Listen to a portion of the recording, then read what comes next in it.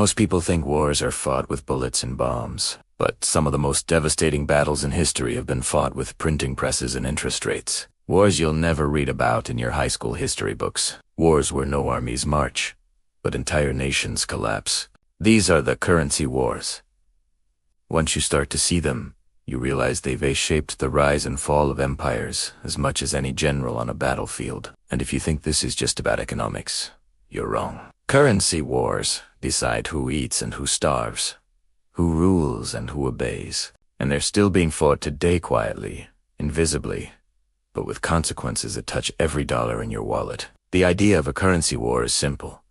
Use money as a weapon. Deliberately devalue your currency to make your exports cheaper. Flood markets with cheap credit to destabilize rivals, or hoard gold to tighten the screws on anyone who needs it. On the surface, it sounds like clever strategy. In reality, it's economic history's version of chemical warfare. You might poison your enemy, but you poison yourself in the process. A classic example came during the Great Depression. After the 1929 stock market crash, nations got desperate. To boost their exports, they started a race to the bottom, competitively devaluing their currencies. Britain left the gold standard in 1931, sending the pound tumbling. The United States followed in 1933.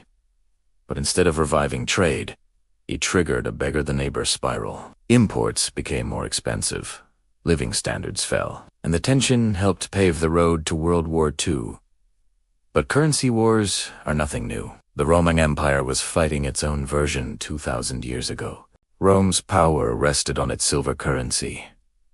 But as wars grew costlier, emperors found a tempting shortcut.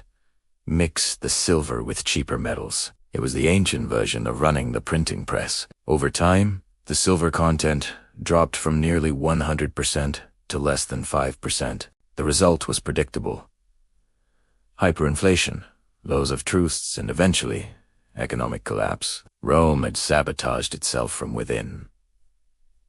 Fast forward to the 20th century. After World War II, the Bretton Woods system pegged global currencies to the US dollar, which was pegged to gold. This was supposed to end currency wars, but it just created a new power dynamic. The US controlled the dollar, so it could project financial power across the globe.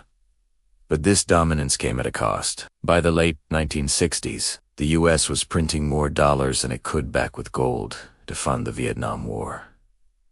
Foreign governments noticed and started demanding their gold back. Facing a run on Fort Knox, President Nixon closed the gold window in 1971, ending the system overnight and ushering in a new age of floating exchange rates and new currency wars. One of the most brutal modern examples was fought against Japan in the 1980s.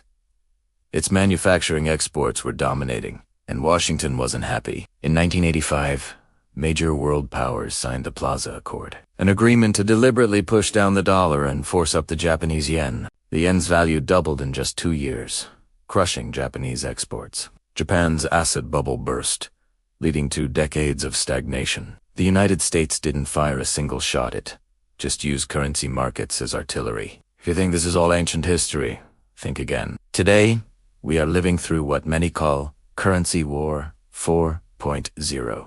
Central banks use quantitative easing to flood the world with liquidity and weaponized sanctions to cut countries out of the global payment system. The United States and China are locked in a high-stakes battle over currency influence. The dollar is still king, but China is pushing its yuan and stockpiling gold. Meanwhile, the pandemic of 2020 put this war into overdrive. Governments everywhere printed unprecedented amounts of money. In the US alone, trillions were created in less than 2 years. The bill came due in 2022 with 40-year high inflation. The Federal Reserve aggressively raised interest rates, which strengthened the dollar but created ripple effects worldwide, fueling debt crises from Sri Lanka to Argentina. The most dangerous thing about currency wars is that the average person doesn't even know they're happening. When a bomb falls, you hear it. When a currency loses 20% of its value, you only notice when groceries cost more and your rent goes up.